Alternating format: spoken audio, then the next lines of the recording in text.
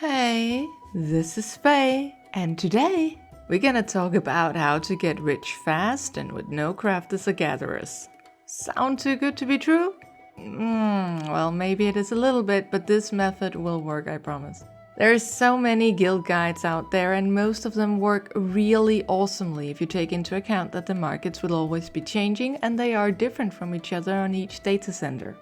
But some of these methods need tomestones that you exchange for materials, or access to decent skills or catching things, or are from maps that might be a bit out of your league to do on your own.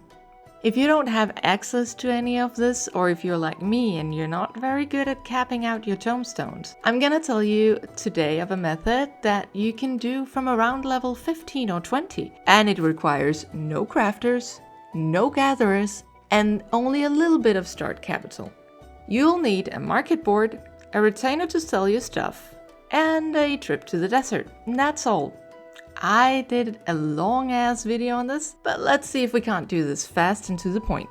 So, materia are stat boosters that you get from all sorts of content. I put a list on the screen and you've probably already collected some. Now, some of these are super duper cheap to get on the market, and obviously the higher we go, the more expensive they generally tend to get. People who do the high-end content, whether that is battle or crafting the new gear or gathering materials for said gear, they generally will like to have these to be able to meet the requirements reliably. And every time there is a major patch update where the gear gets better, they will need new materia to put into their new gear. And so this market, while being a market that sometimes will go down in lulls in content, it'll always come back up whenever there is a new patch coming out and you'll get new gear that is better than the old ones. Mutamix Bubbly Pots is this goblin, and he is out in the desert, and he will change 5 random materia for any other materia than the one you gave him. This is important. You give him a materia, he cannot give you that type of materia back.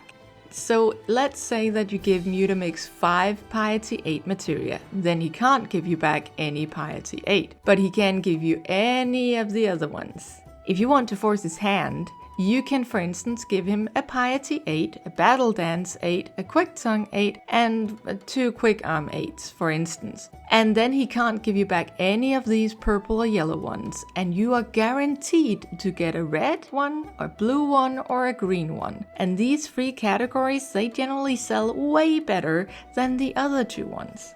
It is worth hopping around the servers on your data center to see if you can get some cheaply off their markets. And I generally set myself some cutoffs ahead of time so that I know what I'll buy and what I won't. Because the markets are low right now, these are my cutoffs. So I'll buy any materia 6 for 300 gil, any materia 7 for 300 gil, and any materia 8 for 2000 gil per materia. This means that I can make any 6 or 7 for under 1500 gil.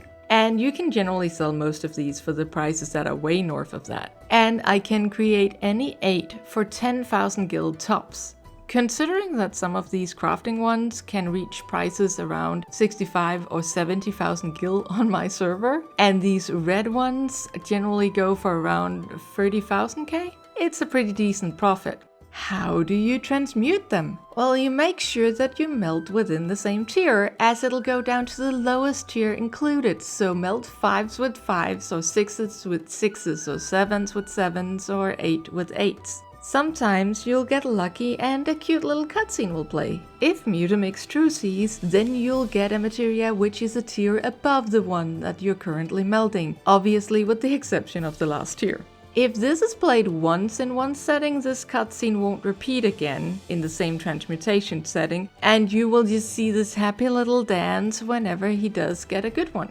Markets and stuff. Why am I remaking this video, by the way? To make sure that this gets out to as many people as possible before news of the next patch hits, because in my experience, the materia for crafting and gathering will sell like crazy at the news of more Ishgardian restoration, and the gatherers and crafters who are thinking ahead will stock up before the patch, and the rest will buy it a little while after the patch, as affording and getting new gear is more important than getting materia to put into said gear. So generally they sell well up to the patch and then a little after the launch of it.